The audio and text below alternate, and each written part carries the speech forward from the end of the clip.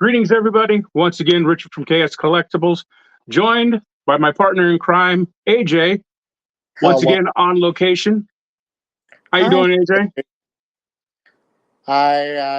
I'm okay, I guess. I suppose I just got back from the shrink, so a little shorter and smaller. So yeah. How are you? I am tired. I had a long weekend, Right. I understand that. which is one thing we will talk about. But I did want to lead this off with a question because I wasn't feeling good last week, so I did this. I did the show solo. All right. I'm gonna ask you a question that I talked about during the podcast last week. What got you into collecting not just reading comics here and there, but like seriously collecting? Well, that would depend on if my parents are watching this or not. um, I'm gonna pretend like they're not. Let's just say a lot of time alone. Um, well, initially, my biological father introduced me to comics. He gave me the super giant size. I mean, these things were like the 11 by 17 poster size comics, and one was the Incredible Hulk number 34, and the other one was Jesus. What was the other one? I can't remember. Wow, that's bad. Anyway, it was what am I thinking? It was the Incredible Hulk 182, giant size, because it was my introduction to Wolverine as well. Right. And sorry, he gave me three of them. The third one was the Battlestar Galactica adaptation from 1982 or whatever year it was at the time. And again, these are 11 by 17 poster sized books. You know that I when think I they remember those books. came out, they were like the size of me. You know, so um, he showed them to me. I fell in love. I read them 100 billion times. Growing up in the years to where they were just born to nothing by the time I was done reading them. What was the one series that really got you like hooked that you just kept? Well, that's the thing. See, after that, uh, it was a rare occasion to get down to the comic book store. But when I could, I don't know. I just picked up whatever I found interesting and read. There was nothing specific. But it wasn't until my mom got remarried a few years later, and my stepdad introduced me to his Savage Sword of Conan magazines. Those were the old Frazetta drawn Yeah, uh, uh, issues that were like actual magazine size, yeah, those like were the magazines, right? Pre Marvel. pre Marvel, pre all that stuff, and it was just the magazines. And most of the advertisements, you know that they were when they came out, they were brand new and pristine, but they were advertising for the upcoming release of the Conan the Barbarian movie with Arnold Schwarzenegger, the first one. So that's how long ago this was, and I fell in love with the art and the story and just the imagery and everything about it.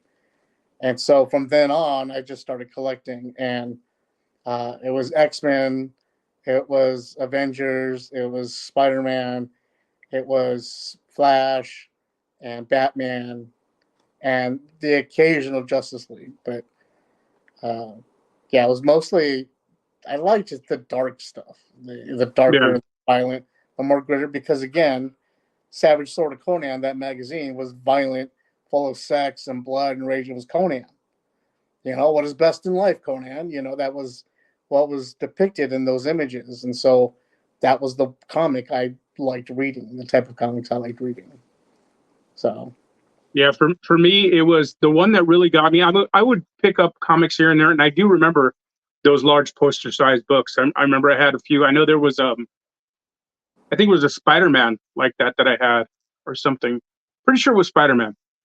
Or maybe Captain America. One of the main, but what really got me hooked and buying weekly was the Trial of the Flash, when Barry Allen accidentally killed the Reverse Flash, mm-hmm. broke his neck.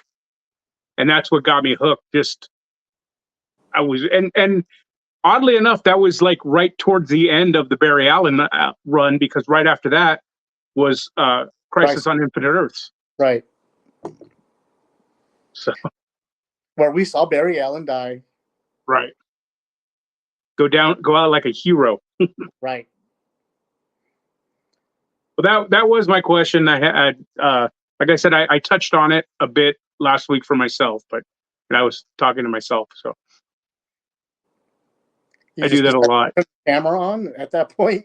No, I was even just sitting in the dark. No, okay. How is that any different than when we had the store? So I did have a big weekend, which Tell we're me going to about the touch into. weekend. You had you had the Joe Con, right? Yeah, we had the Southern California GI Joe show this Sunday, which this is the, I can't remember, it's either the third or the fourth time that we had a booth there, and I wasn't expecting a large turnout because it was also Comic Revolution in Ontario this weekend. And then you also had EDC going on in Vegas, as well as I believe there was an anime convention in. Which is why I didn't get a new tattoo this weekend. For my birthday. Anime convention or the EDC? EDC, my tattoo artist was out there. Yeah, there was also an anime convention out, and I believe it was Pasadena. So there's a lot of stuff going on this weekend. So I wasn't expecting huge turnout, and for once, because you know how small the ballroom where that show is held, right? There was a lot of walking room, but people came in. A lot of the same people. We see a lot of the same customers. A lot of them are our friends. Melvin, one of our regular customers who used to come into the store, he came in and bought a couple of things from us. There's actually a few of our regular store customers from the store, as well as people that friends that I've made at that show. It was a decent turnout, so and we had a really good run, as well as I also met a couple of new people that are friends of Joel's, which is, and Joel actually stayed at the booth for once, which was really impressive. Is that who you ended up going with? Yeah, we share the booth with Fictional Studios there.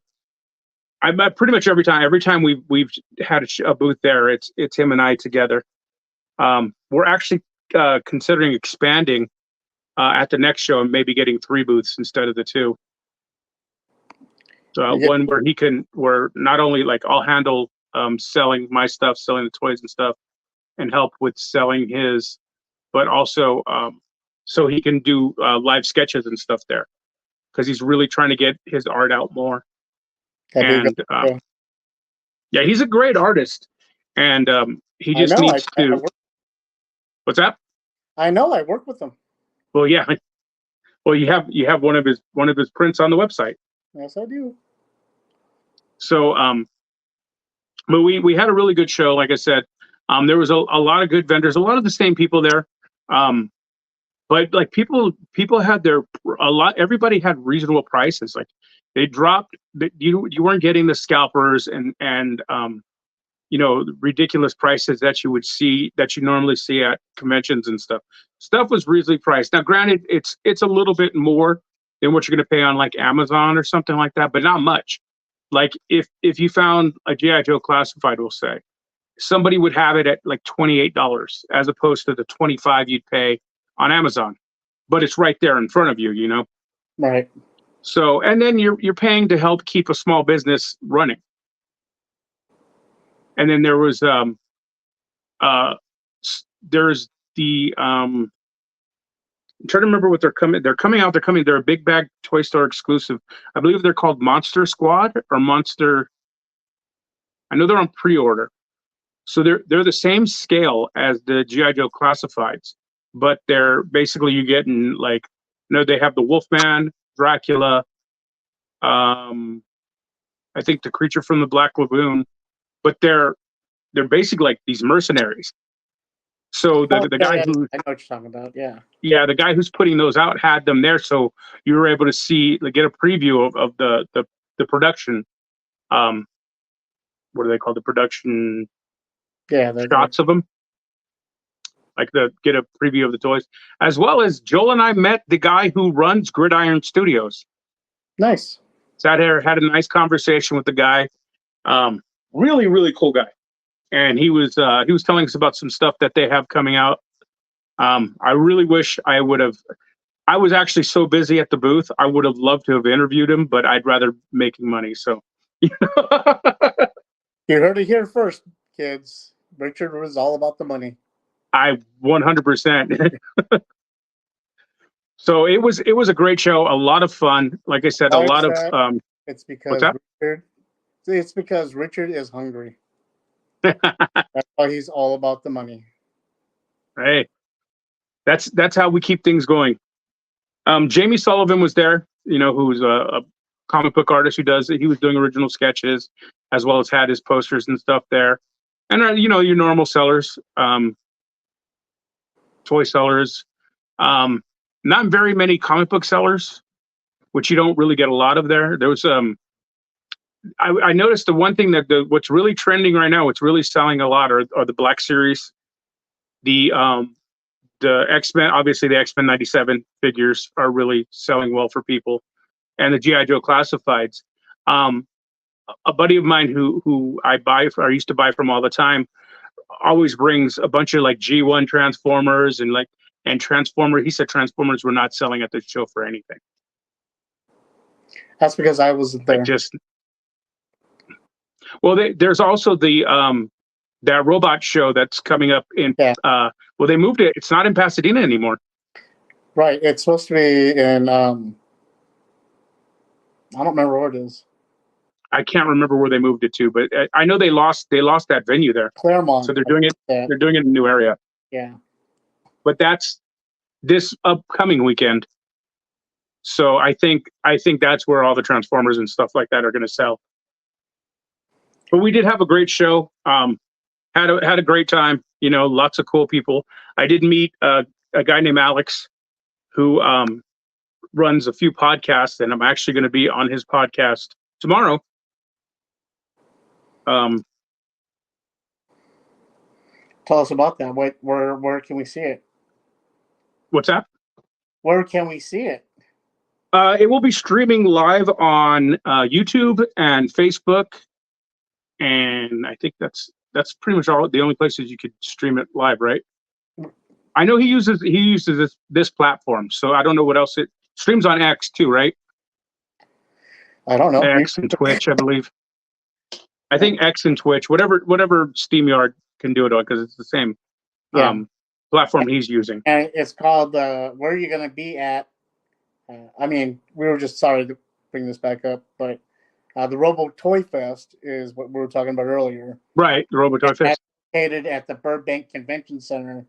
Okay, yeah, that's where they moved it. Yeah, it's on. And that's always a fun show. Did you go with me to that one, or was it? I can't remember if it was you or James. I think it was both of us. I think you two met me up there. I'm really sorry I missed Revolution. I wanted to go this time, but obviously I'd rather be working than spending money. That's just silly. It's a silly excuse not to go to a show. They're not as packed as they have been. Actually, they might be now, since they started running shows again. Who knows? Yeah, I know that when I went to Revolution last year, it was pretty packed, and so was the horror show. Creepy Econ last year was pretty packed too. But there's some conventions that you don't need all 3 days of, and I think any show that's happening in this Ontario Convention Center, for example, a day and a half maybe. You know, like a preview night the night before and a full day, and that's all you're going to need because those are mostly small time vendor shows. Excuse me. Well, yeah, you're not getting that big extravagant show like you get at WonderCon or San Diego. You could run the floor in one day Plus, you're not getting as many people that are attending as you do in those shows. So you don't need to allow that much time for the people to go through and see all the vendors because there's not that many people that are going to attend. I'm not saying that who does attend is not a good number. I'm just saying for you're not going to get 100,000 people showing up like you do with the Comic Con. Excuse me. Yeah, Comic Con has it's a little too much now. I'm kind of over. I'm actually just over conventions that size in general. I know the format's changing now though. With now you have television shows and movie companies going less because they can put on their own conventions. Yeah, And everybody else is discovering the joy of putting on their own conventions and right, so you're getting a step back or a harken back to the old Comic Con. So maybe San Diego will be more about the comics now. I think that if San Diego Comic Con doesn't present a certain amount of money that they can present, that they can make to the city of San Diego, then I don't think that San Diego will want them to be back there again. If they can't bring in a certain income, then it's not worth the inconvenience for the rest of the businesses and the police force to be having to deal with all that, depending on the money that they bring in. Well, yeah, because it's such a bad area. It's crazy because right there is okay, but everything surrounding it is just Yeah, it just so. suffers. I hate park. Like I won't even park in that area. That's why I usually stay downtown or in Old Town, and I'll take the train up because Yeah. I wouldn't want to leave my car out there. And even if you did, if you're lucky to find a parking spot, it's going to take you 5-6 hours to get out of that parking Yeah, spot. It's not even worth it. and it's just that area is just so overrun with homeless. It's sad. It's sad to see and be among, and then it's hard to enjoy yourself, Yeah, at the same time. yeah. It's kind of hard to walk around with all this stuff that you just bought, and then you see guys Right. sleeping on the street. I just spent $5,000 on PVC and toys. Oh, you're hungry? I don't have any cash, bro. I'm sorry, man. You know what I mean? Like, I still got to Yeah. go get food for me. It's not cool. But it sounds like you had a good time at the show. Yeah, it was a really good showing, and it was actually our best show so far. Um, it's that show, like I said, it's always a lot of fun because we see a lot of our regular customers, which since we've had to close the brick and mortar, I haven't seen. I had a lot of guys come up to me like, "Hey, man, we've been wondering how you are," and I'm like, we got the online store going, we're setting up the eBay, we got everything coming out, so it's like I've been busy, so it's kind of hard for me to get back to people, but it, Right. it was good to see a lot of our customers again too. That's awesome.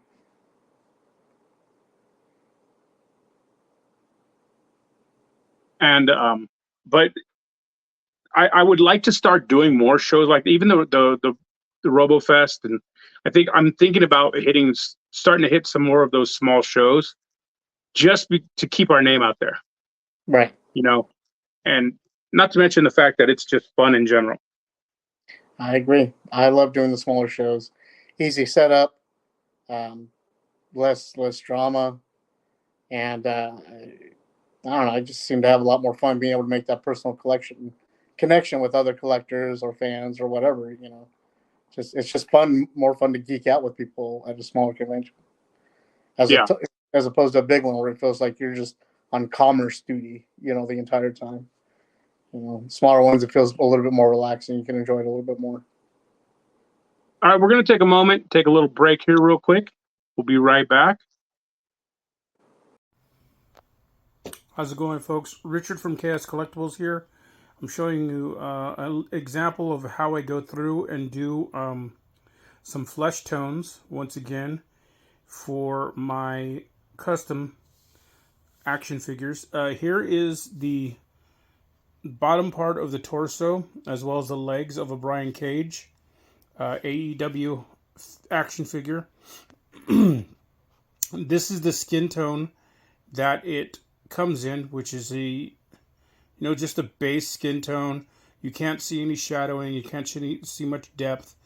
It's actually really hard to see the muscles unless you get really close.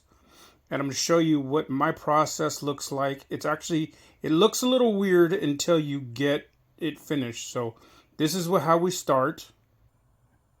And this may look a little weird, but this is how I begin to add the depth and the shading, similar to kind of like when people do makeup and they use highlights and blending techniques to add to it. So I put down a red base to add the illusion of blood flowing through the muscles, as well as dark brown at the angle at the bottom of the muscles.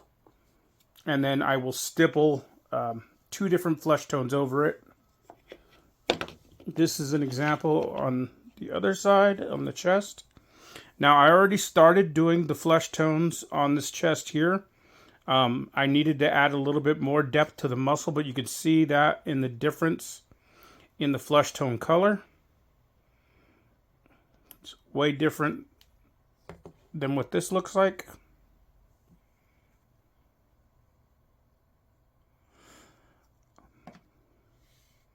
So that's how I do it. I water down 2 different flesh tones. I do as a base. I do let me grab it. So as my base tone, I use the Citadel Keslev flesh tone. You can also use flesh tones from the Vallejo. And then as my highlights, or to add some depth to it, I use Cadian. So between stippling those 2 on, which I will show in a little bit, the finished product. But that's how I start off on the flesh tones. Now here is a difference in what, like from the base tone to my advanced techniques or after on the head sculpts. I do the exact same thing on the heads. That is the basic look of the Jazzwares AEW Brian Cage. And this has some stippling and everything done on it. See the difference in the 2? I still need to finish the ears.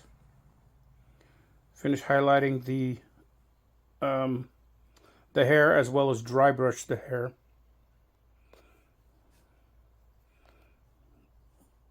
But you can see the difference in the 2. All right, here we go, folks. There is some, over what I showed you last time. There's the base flesh stippled on. You can see how it tries to make it look like there's blood vessels under there. I still have more flesh to go over it. I do it in thin, watered down layers, stippling, which means like bouncing your brush. That is the base coat of the flesh tone over the red and brown. Once that dries and sets for a while, we'll do our next coat. It's probably going to take about 3 coats to get it where I want it. This is on the on this side, which is my right. This is the second coat, so it's going to have 1 more coat, and this side should be done. But I want them to match, obviously. So, yeah, we're going to move forward with that, and hopefully it will come out the way I like it. As well, here's some more work done on the head. I have to clean up the hairline and everything. I did some stippling on it. Still, it's going to be 3 colors to mix for the hair, as well as highlighting the rest of that flesh. And we're also going to do a wash on the hair, so it's not just one solid blurb. So, stay tuned. And here we go, folks. That's what the flesh tone looks like once it is complete. All layers on it. I still have to do some touch-ups on the arms. Mostly the chest and back are done.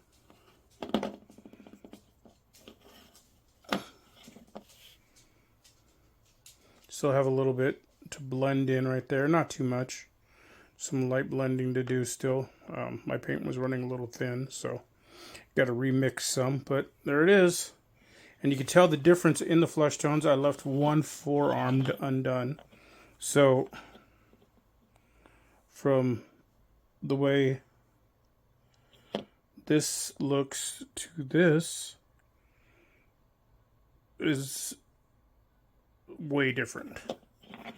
So these are the kind of things that once we return our classes, our customization classes, kind of stuff that we do teach, we will be teaching. This is, like I said, my play on a flesh tone. Actually, I will put together the body with the bottom, the top part of the torso here, with the bottom half so you can see the difference in the colors. And there goes the difference in what it looks like. So once I do the bottom half of the torso, I think it will look a world better. The head's like, here's the base head. And my version, which I still have a bit of work to do, but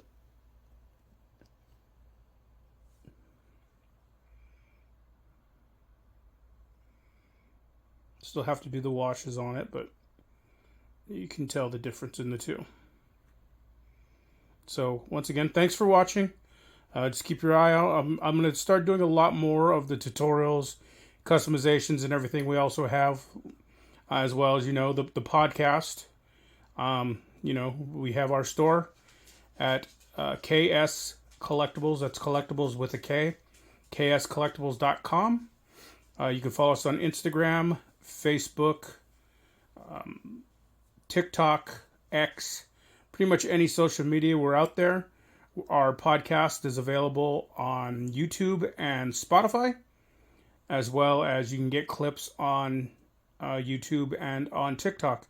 So keep your eye out. If there's any requests, anybody you think I should do a repaint on, just comment. Please like, subscribe, follow. I'm trying to get my algorithm up, trying to get my followers up there.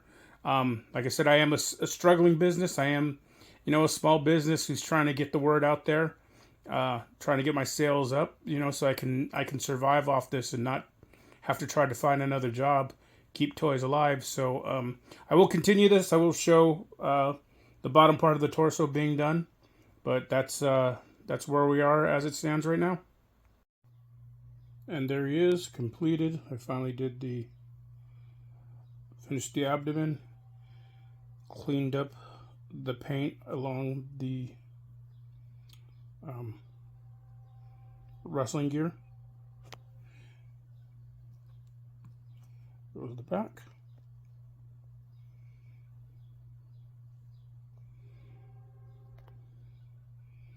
And that is my complete repaint of Jazzware's AEW Brian Cage.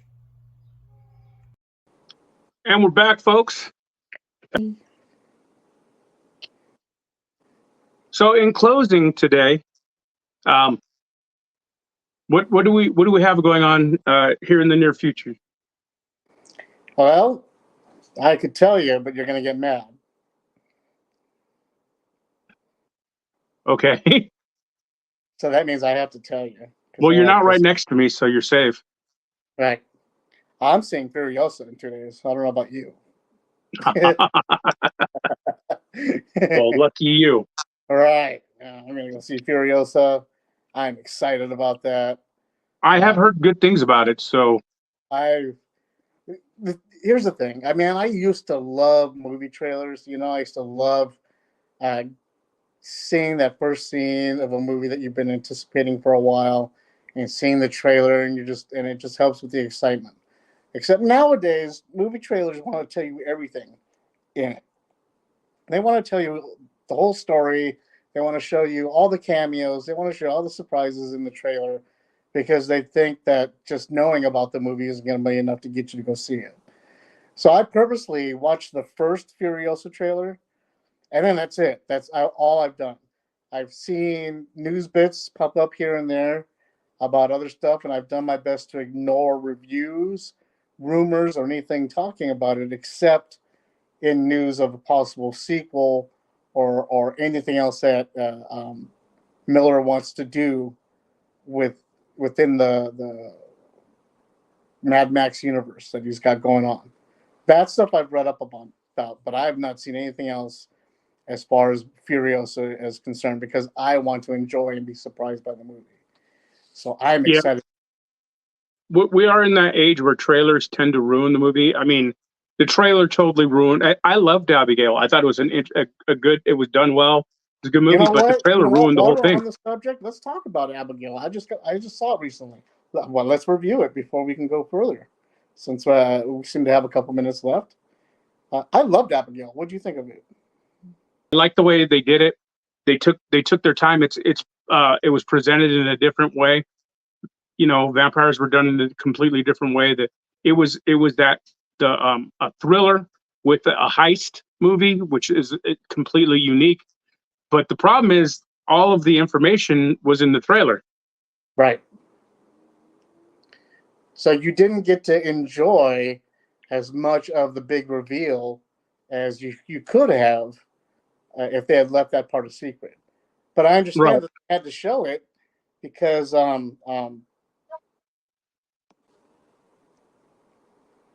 so like you were just told the big reveal instead of just being able to enjoy it when you saw it in the movie. Now I understand because you had to have a draw to get you to come Right. in there. But they could have done it like they did with Dust Till Dawn, because not everybody knew it was a vampire movie going into it until they saw it. How they knew it was a Quentin Tarantino stuff goes down movie. Yeah, there's ways that they can do it without the whole reveal. You know, they could have even made it look like a thriller where they're getting snatched, but they didn't have to reveal number one that it was a vampire, and number two that it was the little girl. Like Right. it shouldn't. Like it was supposed to be revealed in the movie, but you already knew going in, and that was the part that I found unfortunate. I do love the movie. I watched it twice. It's done. It's good fun. Like it's a I like the aspect of, like I said, a horror movie, even though it's not hardcore horror, but the horror aspects into a heist movie, and especially the heist gone wrong. Right. And it is overly gory. Like, I enjoy it. It felt like Megan with vampires, and that I enjoyed that a lot because it made fun of itself. It was campy in yeah. itself. And I think Wow. it's a new style of thriller or horror it's meant for a younger audience than it is for an older audience, which is always good because I love horror movies and I'd love to keep the genre alive and not just not so we keep getting these type of horror movies like Scream and stuff like that, or the teeny Right. bopper style horror movies. I'd like to see the genre just reinvented again. I'd like them to bring back 80s style slasher films. That's what I'd like to see. It's funny that you bring up Scream since the main actress in the film, Abigail, was in the last two Scream films. She was the main actress in those two films. Oh yeah. So that was nice to see her new franchise starting off. Now that she's been fired from Scream, she can start off in Abigail now. So there you have it. There it is. But yeah, if you guys get a chance, watch it. I enjoyed it. I thought it was really cool.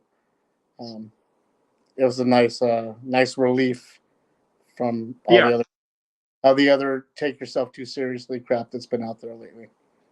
And I'll tell you this much: it was definitely better than Fall Guy. I won't even get into that. Oh, I'm watching it tonight. I was out. disappointed. I don't know. Let me know what you think of it after you watch it. I'm watching it. There's an I was extra 20 disappointed minutes though. on it for the home viewers for the home version, so it's 2.5 hours long. So Oh yeah, the extended. I didn't watch the original in the theater, so I'm excited. I knew it only had 21 days in the theater, and I knew that, so I didn't want to go waste my money on it when I knew it was coming home soon. So Yeah. Yeah. But I was a fan of the original show, and I think that's why I was disappointed. because So is everybody else. it's the Fall Guy in name only is the best way to, So I mean, it is what it is. I mean, that's what you're going to get with movies nowadays. Especially anything that's going to reboot or rename it's not going to be anything like what we grew up with. So, I mean, I was just hoping for it to be a little bit more, kind of a little bit of a harken back to that, like at least the aspects of the character, right, that were just not presented. I'm somewhat excited because I just got Boy Kills World, so I can't wait to watch that tonight. That I am thoroughly excited for. I'm sad. I really wanted to see this one in the theater, but I didn't get a chance to, so I'm excited to watch it. And I'll probably review it next week on the show. And if you watch it, we can both review it together because I think it's going to be phenomenal. Yeah. I'm just into those kind of movies. I don't care. Yeah, 100%. I have no shame about it either. So you're going to be live coming up tomorrow. Correct? Yeah, I got a live coming up tomorrow at 7 p.m. It's gonna be it'll be on Facebook. It'll be on X, Twitter, X, whatever you call it. I know they do it on Twitch also. And we'll post links to it here on the podcast so you guys can. Yeah, it's going to be on the YouTube. We'll have the link up for the live. So really looking forward to that interview. You can tell how old we are, not just by our grades, but the fact that we called it the YouTube. The YouTube, yeah. YouTube. The interwebs. Yes. They're proper titles, people. Exactly. So you have to give them proper names. The. L. La. Yeah, that pretty much does it for the show for this week. Once again, thank you for joining me, AJ. Words. Have a awesome weekend. Oh, I want to throw this out at if you follow the KS Collectibles on Instagram, Facebook, wherever. We are having a sale this weekend for Memorial Day. So from Friday through Sunday, it's we're doing a 20% off sale for Memorial Day weekend. So if you're looking for any toys,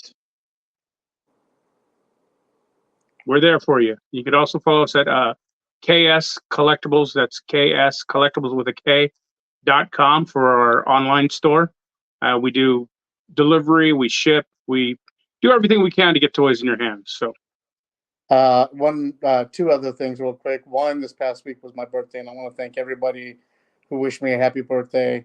I really be like 109 now. 8. Hello. Okay, I'm younger than you, so shut up. So thank you everybody that reached out and hit me up on the Facebooks and on the Instagrams and stuff. You made an old man smile for like a minute, but it made me happy. And also, I am literally wearing a T-Villain T-shirt. Like this shirt is advertising T-Villain. Oh, nice. I didn't know they had their own brand. So yes, head over to T-Villain, buy stuff, tell them I sent you. Don't tell them I sent you. I don't care. Just buy some stuff. And T-Villain, send me free stuff.